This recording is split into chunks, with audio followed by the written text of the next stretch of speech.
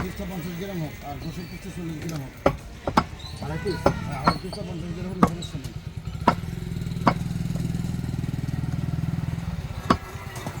আমার কাস্টমারের নাম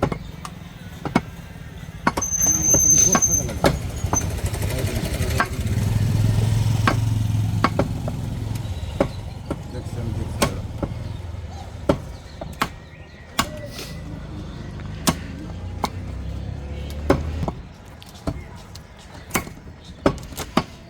পেলে নাকি একটা সময় কালকে যেরকম ছিল অল্প চলছিল না কালকে দেখা করে চলে যাবে। হ্যাঁ ওই 3 দিদি তাহলে তো ঘন্টা খানিক ছিল বলো দাও এই ছিল